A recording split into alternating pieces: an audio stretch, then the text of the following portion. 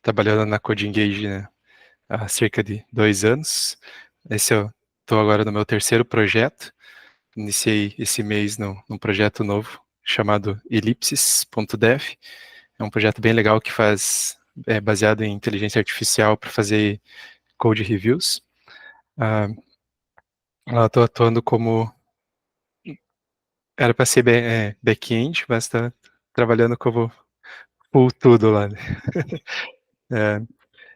Então hoje eu vou falar um pouco sobre alguns design patterns que são principalmente, né, os mais comuns assim que a gente utiliza, a gente vê mais no dia a dia. Acredito que é um tema que às vezes é muito comum, né, para todo mundo, né? Vê bastante, acaba vendo isso bastante durante o nosso percurso, desde a jornada acadêmica, né, até depois, principalmente, né, quando começa a desenvolver. Então, né, mas eu acho que é um assunto legal, assim, porque muitas vezes a gente sabe o que quer, tem de forma meio abstrata na nossa cabeça, mas às vezes a gente não sabe falar, né, sobre o assunto, né. Eu acho legal a gente também saber falar sobre, né, sobre alguns assuntos, assim, e que a gente, além daquilo, né, que a gente faz, né, no nosso dia a dia. Então, né, o que é um design pattern, né? Design pattern, ele é basicamente um template, né, de como a gente organizar ou escrever, né, código, organizar, né, as classes, organizar como a gente monta, né, nossos algoritmos, né. Eles tiveram, né, uma origem aí acredito também que é uma coisa, né, que todo mundo às vezes deve ter ouvido falar, né, o tal do livro do Gang of Four, né, dos design patterns, mas ao mesmo tempo, né, eu duvido que não conheço ninguém que realmente tenha lido esse livro, né. Que negócio que todo mundo ouve falar, né, mas às vezes quero ver quem que já viu, né. É, eles basicamente, né, são divididos em 3 categorias, né. Então, os padrões de criação, né, os creationals, como a gente cria nossos objetos, estrutura, né, nossas classes. Os structurals, né, que é como a gente vai estruturar, né, os nossos códigos, e os behaviorals, que é como eles se comportam, né. Então essas 3 categorias, né, são basicamente divididas em, né, qual que é a intenção de cada um deles, né. Então acho que eu vou abordar os 5 deles, que são, assim, acho os mais comuns que vê, né, pelo menos, né, que eu vejo no dia a dia, assim, e aí é interessante, né, também, né, que vocês também possam, né, quero que vocês também complementem, né, com às vezes aquilo que vocês também, né, vê no dia a dia de vocês, né. Acho que o principal, assim, né, da parte de criação que eu vejo é o singleton, né. Então, o famigerado singleton aí, principalmente na época do Java, era singleton, às vezes, para tudo quanto é lado. E o legal é que, assim, né, dependendo cada linguagem, né, a gente tem uma forma de fazer, né, por exemplo, no Java, e acredito que talvez, né, no C Sharp, assim, você tem até como reforçar, né, tipo, a bloquear, né, não, esse aqui vai ser um singleton e, né, não tem como fazer não ser, né, mas tem algumas linguagens, por exemplo, no Python, que não tem como fazer isso, então a gente simula de alguma forma, né, o singleton lá, e, é, e torce para que ninguém burle ele, né, fica só como um conceito lá mesmo, né. É, né, uma das aplicações, acho que mais utilizadas aí de repente, né, pelo menos que eu uso bastante do Singleton é, por exemplo, criar na instância para acessar o banco de dados, né. Não sei se o que vocês costumam usar para isso, né. Então, é, quem quiser contribuir, né, pode ir contribuindo no decorrer aí também. Pessoal, né, do Ruby on Rails aí, né, não faço ideia como que isso também pode se criar, né, como que fazem isso no Ruby, né. Tem alguém aí que gostaria de compartilhar como que é feito? Opa, posso falar? Claro. Então, no Rails ele é uma ORM, né? Aí ele cria uma conexão com o banco padrão e ele transforma em classes. Aí essas classes elas vão usar essa outra classe por baixo dos panos e vão fazer essa conexão automática. Então a gente não mexe muito com isso. Ele já faz meio padrão. Não precisa, não cria muito singletonzinho. Cara, até hoje nunca criei um. Nunca tive oportunidade de criar um, né? O legal, assim, né, de você, da parte, né, dos design patterns, é que tem, né, vantagens e desvantagens, e às vezes, né, cada linguagem tem um jeito, né, de abordar alguma coisa, que às vezes, né, tipo, fica meio que, tem coisas que às vezes é, digamos assim, obsoletas, né. Às vezes, né, por exemplo, principalmente quando eu trabalhava com Java lá, né, às vezes criar uma conexão com o banco, né, então criava um singleton para isso, porque senão cada vez tinha que ficar instanciando, né, o negócio inteiro lá e super custoso, né. Aí eu criava um singleton pro pool de conexões, né. Mas aí, né, por cada linguagem, né, tem né, às vezes sua abordagem, né, e às vezes, né, tem coisas, né, que a gente acaba fazendo diferente, né. Isso eu acho uma coisa legal, assim, né. Cheguei a usar para configurações de empresa também, né, que geralmente são comuns, né? Uhum. Umas configurações aí é necessário carregar só uma vez, né, no início, depois mantém usa aqueles mesmos objetos para criar instâncias novas a todo momento. Sim.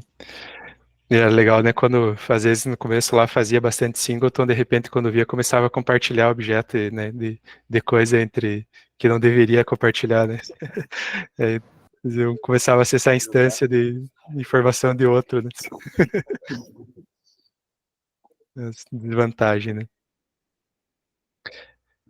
Da parte estrutural, das coisas, assim, que usa bastante, que, né, acabam usando bastante é o Decorator e o Facade. O Decorator é um padrão que usa bastante para modificar um comportamento né, modificar alguma coisa que um comportamento, né, de uma classe, um método, alguma coisa mas sem alterar ele, né, tipo, adicionar comportamento a ele. Então, é, uma coisa, né, que existe fazer bastante, assim, tipo, até no Python, por exemplo, tem até os decorators, né, que são, tipo, anotações, né, mesma coisa no Java, assim, né, às vezes usa bastante, né, dessa forma, assim, para às vezes adicionar, né, algum tipo de outro comportamento né, fazendo um wrap, né, daquele método. Mas uma forma também bastante, né, usada é pegar e fazer uma outra classe que implemente a mesma interface e aí você, né, adiciona comportamentos àquilo, né. Por exemplo, né, tem um data source normal, né, e você cria um outro decorator que para o cliente vai estar chamando uma interface, só que ele, né, não sabe o que vai estar acontecendo, né? E esse decorator vai estar adicionando dois comportamentos novos, né? Por exemplo, vai escrever um arquivo, né, no disco, né? Esse cara aqui adiciona um comportamento, né, de criptografar e comprimir o arquivo antes dele ser escrito pelo, né, pelo próprio file data source. E daí, quando faz a leitura, né, faz o processo inverso. Então, é um comportamento a mais que é adicionado nessa, né, nessa classe padrão. Então, né, por exemplo, no que eu comentei, né, no Python, usa bastante, né, a própria anotação, né, chamada decorator para fazer isso. Daí acaba, né, não mudando, às vezes, né, a própria, né, implementação, coisa, né, e faz né, o mesmo processo, né, de adicionar um comportamento acima daquele método. E o Facade também uso muito para, às vezes, simplificar o acesso a alguma classe muito complexa, alguma SDK, por exemplo. Facilitando, né, às vezes o acesso a alguma coisa.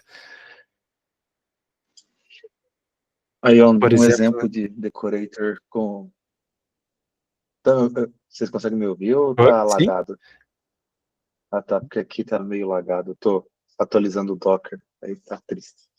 Ah, um exemplo no mundo do JavaScript para usar, que é usado para fazer decorator com e singleton junto. Singleton não, mas não existe decorator de verdade. Tipo, tem no TypeScript e tal, mas um jeito de se fazer no JavaScript, a gente usa uma abstração de reflection metadata que basicamente é dar um nome bonito, dar um nome, tipo uma chave, e atribuir um valor a ela. Então, todo lugar que você usa esse decorator, com base no nome da classe do decorator, ele consegue buscar num índice de chave-valor qual que é a operação que ele executa. Mas é a mesma coisa, a gente usa, sei lá, o Nest, que é um framework para fazer back-end em JS, usa bastante decorator, o próprio Angular também. Tem no mundo de JavaScript, mas é meio loucura.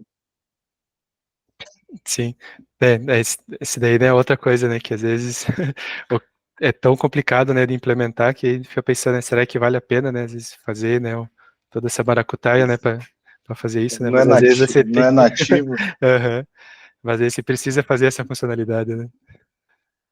No final, no funcional seria uma função que chama outra função. É, E daí adiciona comportamento, tipo, pega o input, parseia ele e passa para a próxima, ou pega o retorno e parseia alguma coisa e retorna o resultado. O decorator é legal. sim. Às vezes acontece bastante, né, por exemplo, se for pensar, né, no servidor, né, no próprio servidor, tipo, no API RESTful, né, meio que é isso que acontece, né, o, você faz, né, o teu método lá, né, para receber, né, o endpoint, um post, um get, por exemplo, né, e o que o servidor faz por cima é um decorator, né, no teu método. Pois é. É uma boa exemplificação. Né. E tem um exemplo aqui, né, por exemplo, do Facade, né, que tem um SDK do Slack lá, né, aí você implementou um método para facilitar, tipo, por exemplo, a listagem dos canais e mandar mensagem, né. Então, eles, né, claro que, né, pega, por exemplo, né, um SDK desse, às vezes tem centenas de métodos, né, mas que a gente precisa, né, então a gente facilita isso, criando uma fachada, né, ter acesso a essa biblioteca para poder tornar mais fácil o uso, né, pô, não precisa, né, toda vez passar um monte de parâmetro ou coisa assim, né, tipo, para acessar direto, instanciar a coisa, né, então, o Facade também utiliza bastante, assim, principalmente, né, para nessas situações, né, de usos de componente de terceiro, né, SDK, essas coisas assim.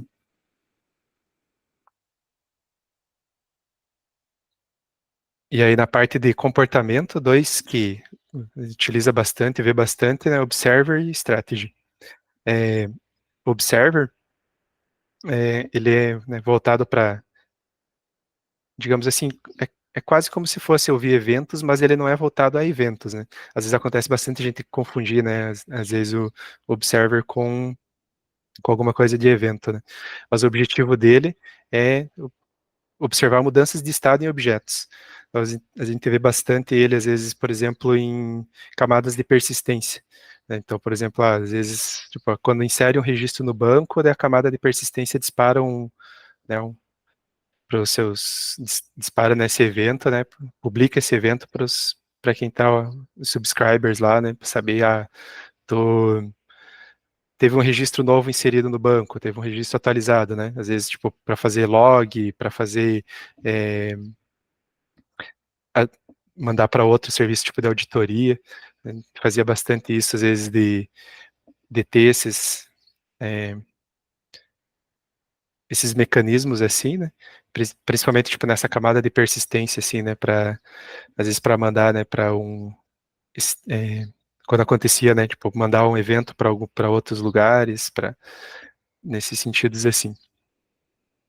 Então, né? Pode ter um modelo, né? Isso acontece bastante é um modelo assim, né? Você pode ter vários subscribers, né? Publicando o evento. É, como eu comentei, né, às vezes, né, não é uma coisa para ouvir evento, né, às vezes a gente acha que, né, uma coisa que às vezes eu até pensava, né, também antigamente, assim, por exemplo, no front-end, né, tipo, quando tem um evento lá né, os eventos, né, de input, de clique, né, etc, assim, né, tipo, né, a gente tem, né, de certa forma, né, um publish e um subscriber, né, Só que isso, na verdade, não é uma mudança, né, de estado, né? Isso são eventos, né? Então, às vezes eu confundia um pouco eles, assim, né, por causa de serem meio parecidos. E strategy é uma outra coisa também, né, que eu uso bastante, às vezes, para adicionar várias implementações a uma mesmo tipo de classe, né? Então, um exemplo, né, por exemplo, né, do Maps, né? Às vezes tem, né, tipo, constrói uma rota e tem, dentro dessa rota você pode ir, né, a pé, pode ir de carro, né, pode ir de transporte público, e aí essas implementações, né, diferentes, né, de como essa rota, né, tipo, é mostrada ou, né, ou é montada, né, são responsáveis, são coisas, né, do strategy. Todos eles, né, sempre implementam, né, a mesma interface, né, porque, né, o cliente, né, não tem que saber, né, às vezes, qual que é. Uma coisa, né, que às vezes uso bastante, tipo, né, com relação a isso, é com outro padrão, né, que é o Factory, que é para, tipo, abstrair a criação, né, dessas implementações.